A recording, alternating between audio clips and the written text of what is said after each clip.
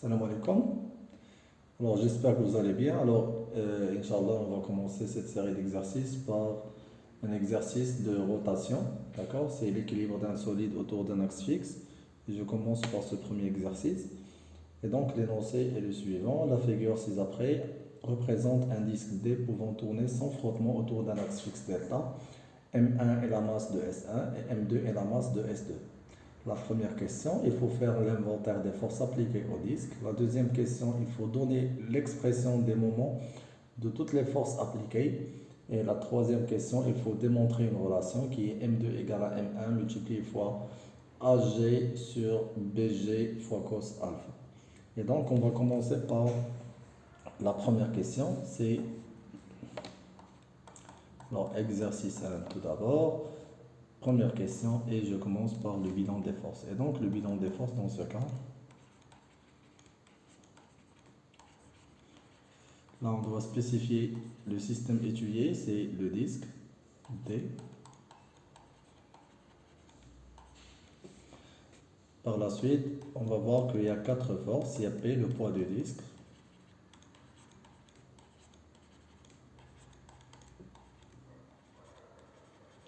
Par la suite, il y a R, la réaction de l'axe de rotation.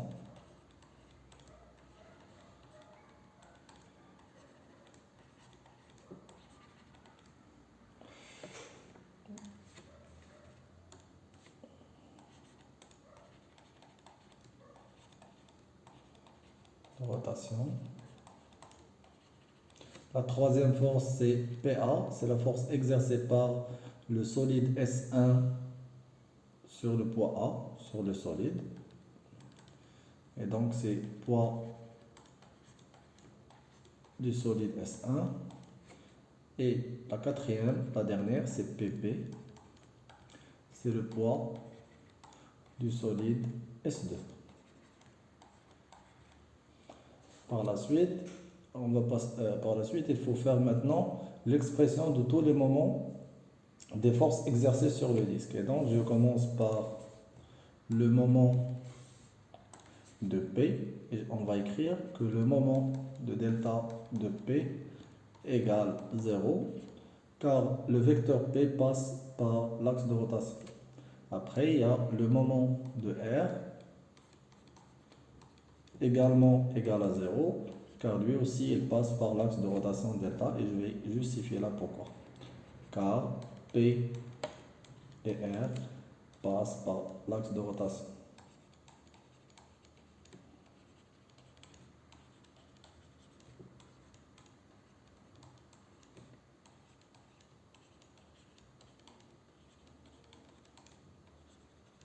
Après, on va donner les expressions de PA et PB.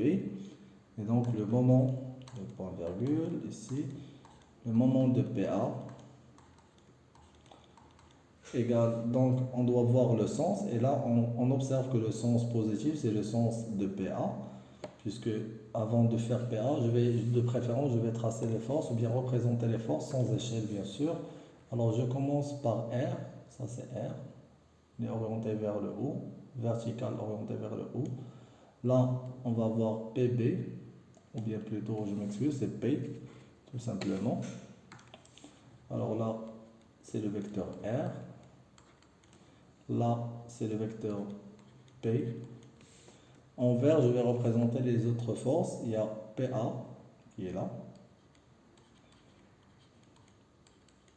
Et là, c'est la force PB.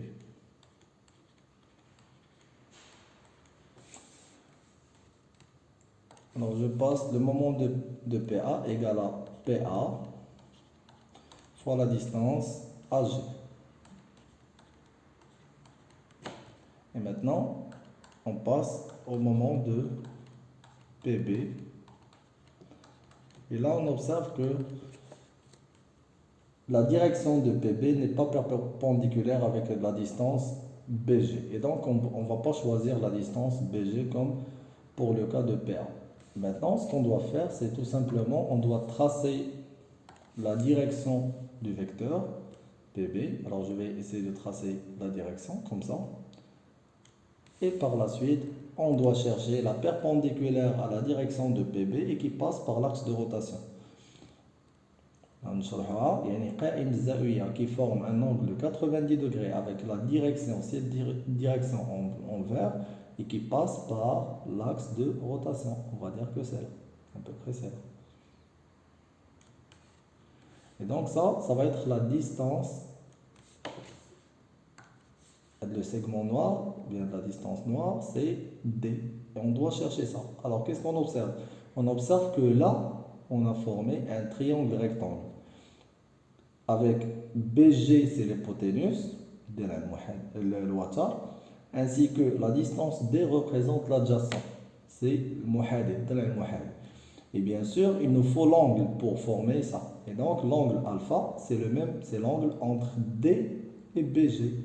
C'est l'angle entre D et BG. Ça, c'est alpha. Et on continue. Dans ce cas, c'est-à-dire je vais écrire la relation ici. On a ici le cosinus alpha. Pourquoi un cosinus? Tout simplement car on a l'adjacent avec l'hypoténuse. Et il y a l'angle entre les deux, c'est l'angle alpha. Et donc, le cosinus alpha égale l'adjacent qui est D sur l'hypoténuse qui est BG. Et donc, moi je cherche D. D égale dans ce cas BG fois cos alpha. Et donc là, je vais commencer déjà par moins, tout simplement. Pourquoi le moins? Car PB est dans le sens opposé. Alors pour mieux comprendre ça, ce qu'on va essayer de faire, je vais essayer de faire tracer le sens de rotation, d'accord? Je trace le sens de rotation, comme ça.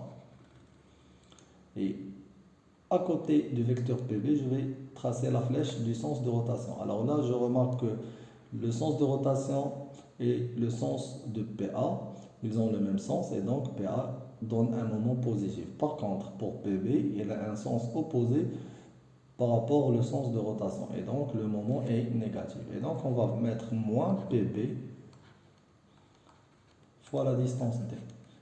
Et là, on a déjà parlé que la distance D, c'est BG cos alpha. Je remplace tout simplement.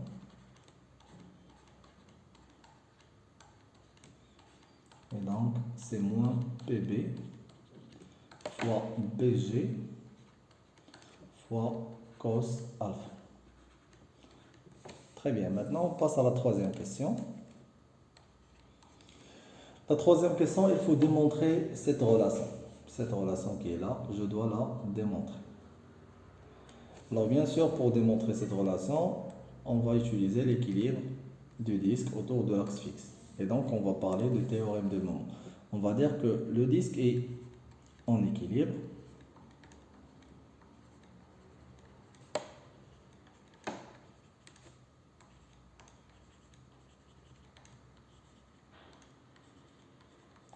Si un corps est en équilibre autour d'un axe fixe, donc on a vérifié, c'est-à-dire le théorème du moment est vérifié. Donc, dans ce cas, sigma des moments, des forces extérieures bien sûr, de toutes les forces extérieures exercées sur le disque, égale 0. Et maintenant, on va écrire que le moment de P plus le moment de R plus le moment de PA plus le moment de PB égale 0. Je remplace pour P, le moment de P, on a déjà dit que égale à 0, plus le moment de R également égale à 0, plus le moment de PA, c'est PA fois AG. Et donc, on va écrire ça, c'est PA fois la distance AG. Moins, car on a maintenant le moment de PB, il est négatif, on va écrire PB fois BG cos alpha. Et tout ça égale à 0. On sait très bien maintenant, on sait que ça c'est une relation que vous maîtrisez. On sait que P égale la masse fois G. Et donc, donc, PA égale à M1 fois G et PB, oui, ça ici, et PB égale M2 fois G. D'accord? Après, je vais essayer de trouver l'expression. Pour cela, je vais remplacer maintenant. Avant de remplacer, je vais essayer de mettre le moins PB-BG cos alpha à l'autre côté de l'égalité, comme ça pour avoir tout positif. Et donc, on aura PA fois AG égale à PB fois BG fois cos alpha. Qu'est-ce que j'ai fait? J'ai pris cette partie-là et j'ai envoyé à l'autre côté, d'accord, de l'égalité. Et donc, on change de signe. Là, c'était négatif, il devient positif. Maintenant, je remplace.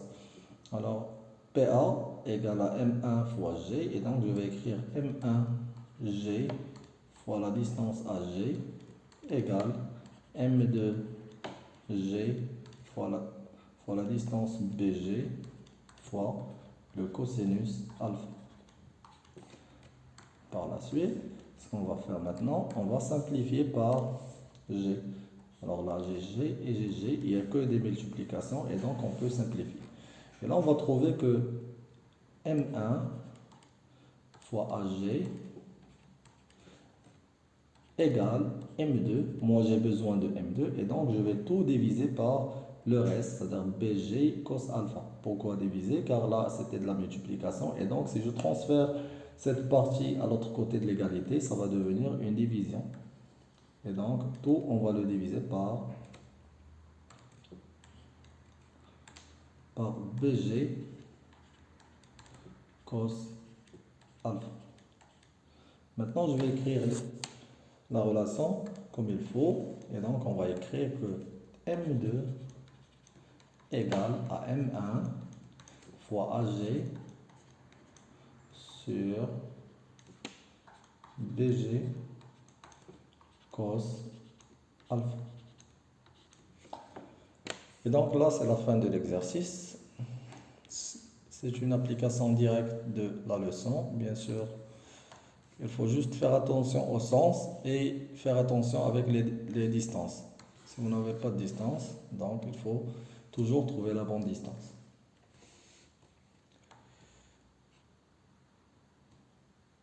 Alors tout de suite, on passe à l'exercice numéro 2. Alors bonjour tout le monde, là c'est le deuxième exercice. Alors on commence par l'énoncé. Une barre AB homogène de masse M égale à 500 grammes, de longueur L, peut tourner autour d'un axe horizontal delta. Passant par son extrémité A, cette barre est maintenue en équilibre par un ressort horizontal de raideur K et de masse négligeable. La barre fait un angle alpha égal à 45 degrés par rapport à la verticale. Il faut juste voir la figure ci-contre. On donne G égale à 10 newtons par kilogramme. La première question est donner l'énoncé du théorème des moments. La deuxième question, il faut faire l'inventaire des forces extérieures s'exerçant sur la barre, puis il faut les représenter sur la figure, bien sûr sans échelle. La troisième question, il faut exprimer le moment du poids de la barre par rapport à l'axe delta en fonction de M, G, L, la longueur, et alpha, l'angle de déviation de la barre par rapport à la verticale. Quatrième question, il faut exprimer le moment de la force T par rapport à l'axe de rotation delta en fonction de T, la tension du ressort, L, la longueur, et alpha. En utilisant le théorème des moments, il faut montrer que T égale à mg sur 2 fois tangente alpha, puis il faut calculer sa valeur. Et à la fin, sachant que le ressort s'allonge de delta L égale à 4 cm, il faut calculer la raideur K. Alors là, on commence par l'énoncé du théorème. Alors c'est l'exercice numéro 2. Première question. Alors l'énoncé du théorème des moments, c'est quand un corps solide est en équilibre autour d'un axe fixe, donc c'est sigma des moments par rapport à l'axe fixe égale, bien sûr, sigma des moments des forces extérieures égale 0. La deuxième question, il faut faire un bilan des forces. Et là, on parle de bilan des forces.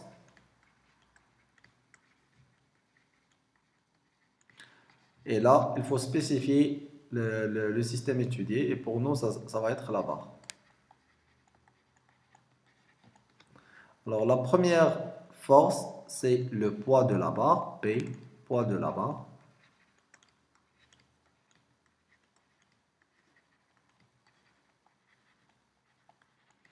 La deuxième force, c'est R, la réaction de l'axe de rotation.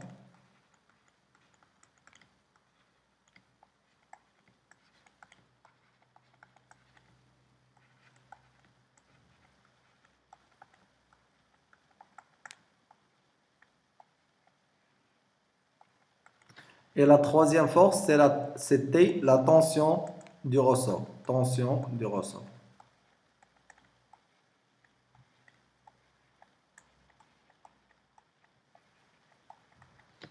Après, on doit représenter ces forces sur la figure. Alors, je commence par le poids. Et bien sûr, ça va être sans échelle. P, c'est toujours perpendiculaire orienté vers le bas. Ça, c'est le vecteur P. Par la suite, on a la force T, la force qui est orientée comme ça.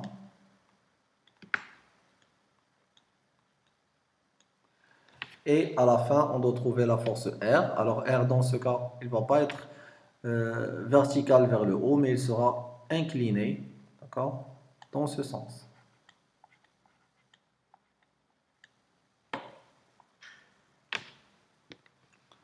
Bien sûr, pourquoi j'ai mis R incliné? Car là, c'est un système qui est en équilibre sous l'effet de trois forces. Et donc, il doit respecter la condition que sigma des forces égale le vecteur nul. Et quand je parle de sigma des forces égale le vecteur nul, donc on doit normalement construire un polygone fermé. On doit construire le polygone et il doit être fermé. Et donc, d'une façon générale, R ne va pas être vertical vers le haut, car si on a deux vecteurs qui sont parallèles, on ne peut plus construire le polygone. Par la suite, je passe à la troisième question. La troisième question, il faut exprimer le moment du poids en fonction de M, G, L et alpha. Et donc, je commence par le moment de P qui est égal. Alors, avant de parler du moment, je dois voir est-ce qu'il y a un sens. Et donc là, on a un sens de rotation. Et P, il est dans le sens positif. Il a le même sens de rotation. Et donc, le moment de P va être positif. Je vais mettre juste un plus pour indiquer qu'elle est positive. Après, il y a P, l'intensité, fois la distance qui sépare la direction du vecteur P au centre de rotation. Et bien sûr, cette distance doit être perpendiculaire. Pour cela, puisque j'observe que la distance HG par rapport P n'est pas perpendiculaire, ce qu'on doit faire, c'est comme l'exercice précédent, on doit tracer la direction de P et par la suite, je dois chercher la perpendiculaire à la direction de P et qui passe par l'axe de rotation. Et donc, ça va être cette distance en vert. Et là, ça va être le D. Alors maintenant, on doit calculer D. Pour calculer D, toujours on va utiliser ce triangle rectangle. Avec alpha, c'est l'angle formé entre AG, d'accord, et la direction, c'est-à-dire la verticale, c'est la direction du vecteur P. Et donc, là, on a deux côtés. On a la distance D avec AG. AG représente l'hypoténuse et D représente le côté opposé.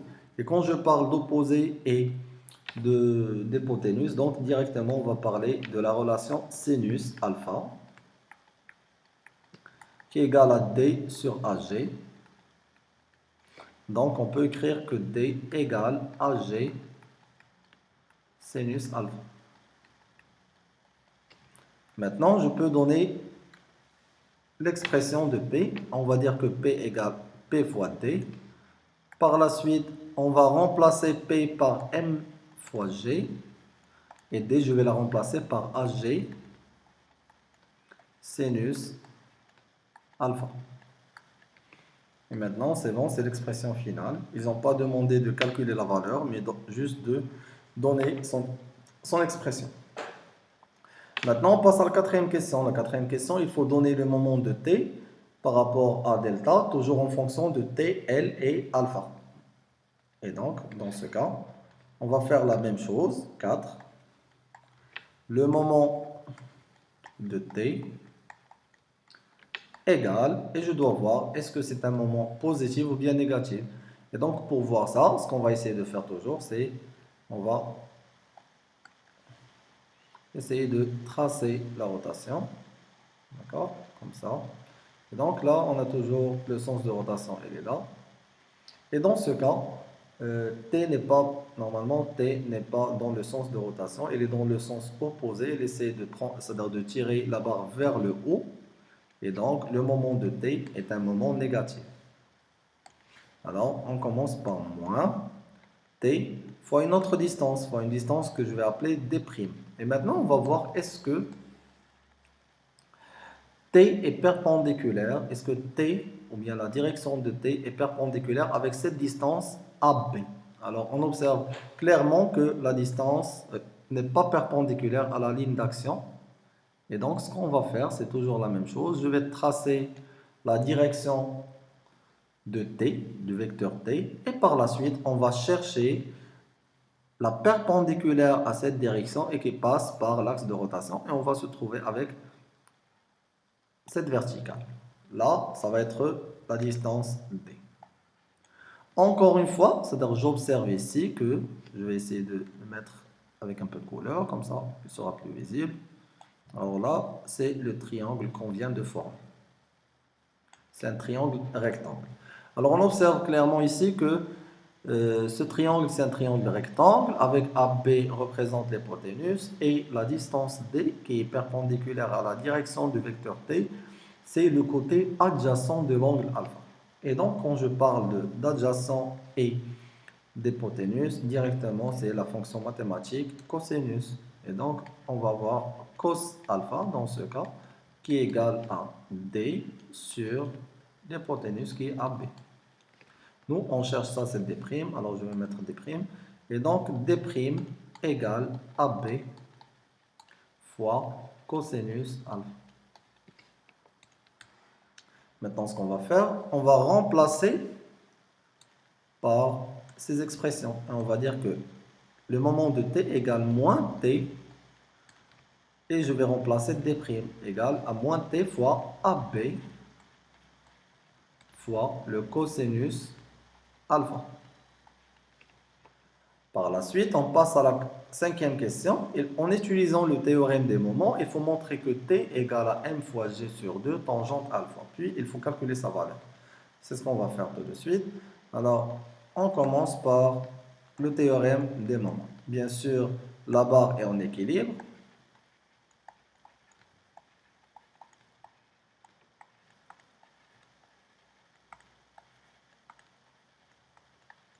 Donc, sigma des moments, des forces extérieures, égale 0. Je commence par le moment de P, plus le moment de R, plus le moment de T. Il ne faut pas oublier le moment de R, même si sa valeur égale à 0, on le sait déjà, car il passe par l'axe de rotation, mais il ne faut pas oublier le moment de R. Maintenant, on remplace P égale, le moment de P égale à M fois G fois la distance AG sinus alpha.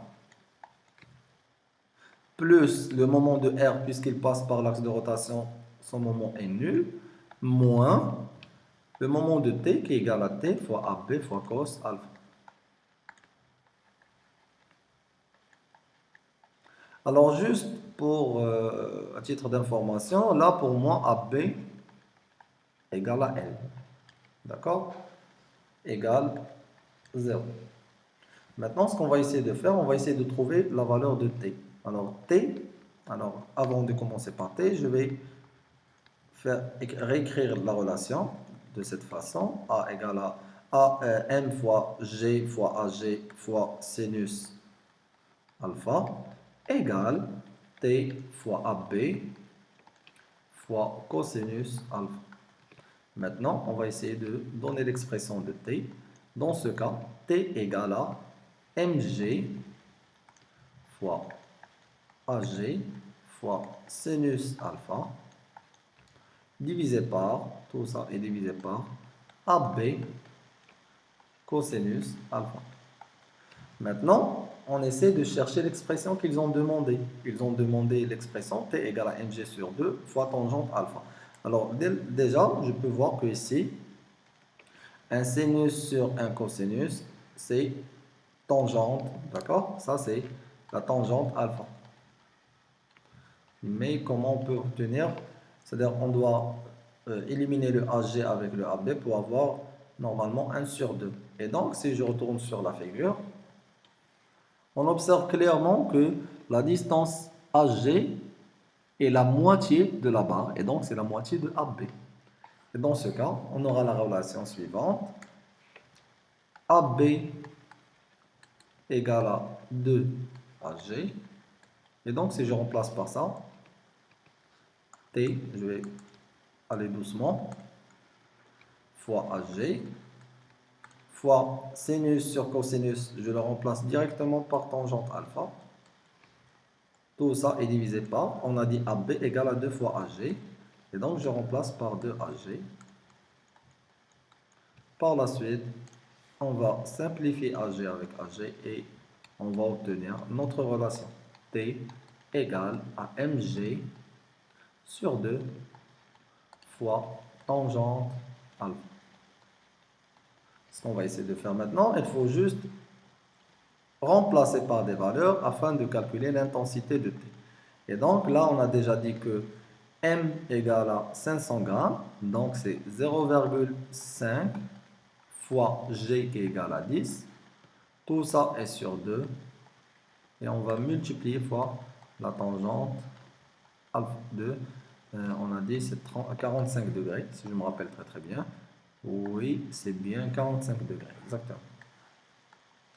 Alors, tangente 45 degrés.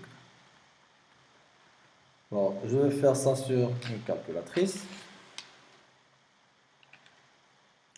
Alors, on a dit 0,5 fois 10, c'est 5. 5 sur 2, c'est 2,5. Alors, c'est 2,5 fois la tangente de 45 degrés.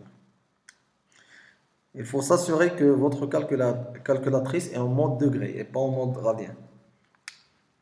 Alors, tout ça égale à... Ça nous donne toujours 2,5. Donc, T égale à 2,5 newtons. Par la suite, on va faire la question numéro 6. Alors, la question numéro 6, sachant que le ressort s'allonge de delta L égale 4 cm, calculer la raideur. Et maintenant, on va faire la relation qui est très très simple, que vous avez déjà vu dans le cours l'équilibre d'un corps solide soumis à deux forces. Et donc, sixième question, on sait que T égale K fois delta L. Là, on a déjà delta L et on vient de calculer T, donc K égale à T sur delta L. Si je remplace, là c'est 2,5 sur 4 cm, je dois la convertir en mètres, donc je dois la multiplier fois 10 à la puissance moins 2, et ça va nous donner une valeur de 62,5. Bien sûr, il ne faut pas oublier, l'unité c'est newton par mètre.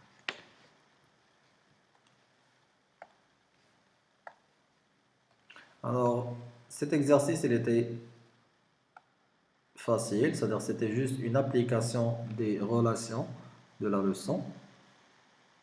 Comme j'ai dit toujours, il faut juste faire attention si la direction n'est pas perpendiculaire avec la distance par rapport à l'axe de rotation, il faut chercher la distance qui est perpendiculaire à la direction. Et dans ce cas, il faut faire attention avec le cosinus, le sinus, il faut juste maîtriser vos leçons de trigonométrie.